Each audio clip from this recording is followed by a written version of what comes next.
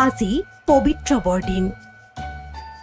চৌদিশে কেৰলৰ ধ্বনিত উদ্ভাসিত শান্তি একতাৰ বাণী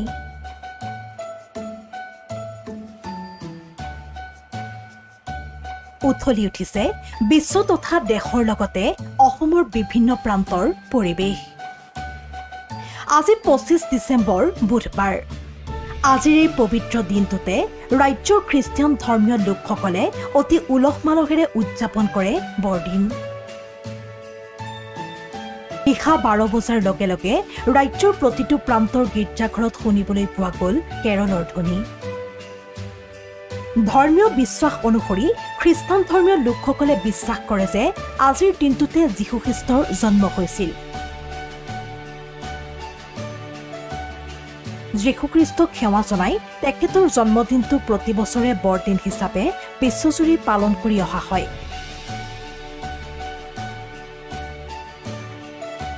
কেৱল অসমতে নহয় উত্তৰ-পূব ভাৰতৰ আন ৰাজ্যকেইখনৰ লগতে ভাৰতৰ প্ৰতিটো প্ৰান্ততে অতি উলহ-মালহেৰে উদযাপন কৰা হয় খ্ৰীষ্টমাছ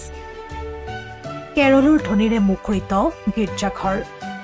ৰঙীন লাইটেৰে সজাই তোলা হৈছে চহৰসমূহ ইফালে বৰদিনৰ গছ উপহাৰেৰে ভৰি পৰিছে ৰাজ্যৰ বজাৰ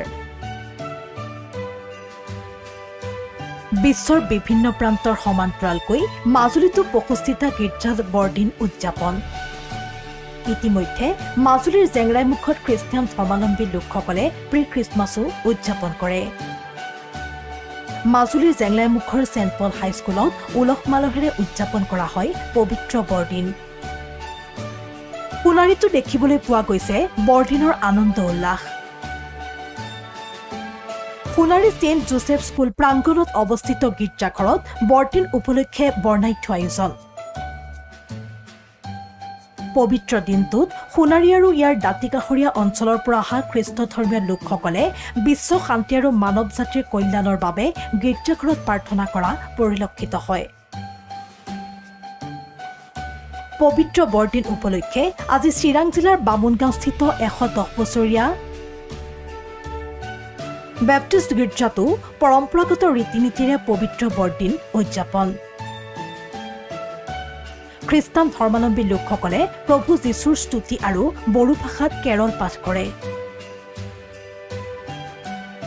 কণকণ শিশুসকলৰ মাজত আকৰ্ষণৰ কেন্দ্ৰবিন্দু সান্তা ক্লজৰ উপস্থিতি আৰু শিশুসকলৰ দ্বাৰা জিংগল বেল গীতৰ তালে তালে নৃত্য কৰি বৰদিনৰ আনন্দ উল্লাস কৰা পৰিলক্ষিত হয়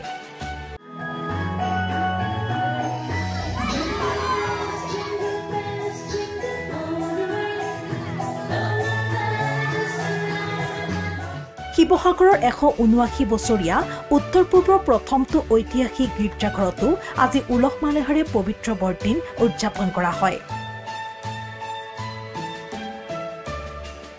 179 বছৰীয়া পুৰণি গীৰ্জাঘৰত আজি সমূহীয়া প্ৰাৰ্থনাত উপস্থিত থাকে জিলাখনৰ বিভিন্ন প্ৰান্তৰ পৰা অহা খ্ৰীষ্টান ধৰ্মাৱলম্বী লোকসকল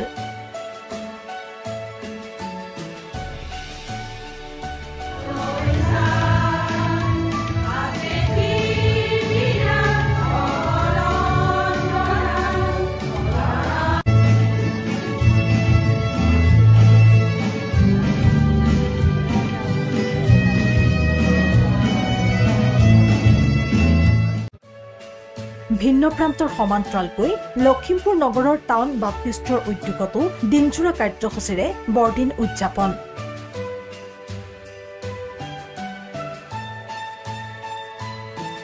এফালে বৰদিন উপলক্ষে আটকধুনীয়া আলোকসজ্জাৰে আলোকিত কৰি তোলা হৈছে গুৱাহাটীৰ Christ church Dispur church Kharghuli church ডনবস্কৰ চাৰ্চকে ধৰি মহানগৰীৰ বিভিন্ন প্ৰান্তত অৱস্থিত গীৰ্জাঘৰসমূহ ভিন্ন ৰঙী আলোকেৰে সুসজ্জিত গীৰ্জাঘৰসমূহে যেন অন্য এক মায়াময় পৰিৱেশৰহে সূচনা কৰিছে কেৰল পৰিৱেশনৰে ইজনে সিজনক বিলাই ভাতৃত্ববোধ শান্তি একতাৰ বাণী এইদৰে সমূহীয়া প্ৰাৰ্থনাৰ জৰিয়তে প্ৰভু যীশুৰ ওচৰত খ্ৰীষ্টধৰ্মী ৰাইজে কামনা কৰে বিশ্ব শান্তি ভাতৃত্ববোধ আৰু একতাৰ এনাজৰী নিউজ ডেস্ক ৰিপৰ্ট প্ৰথম খবৰ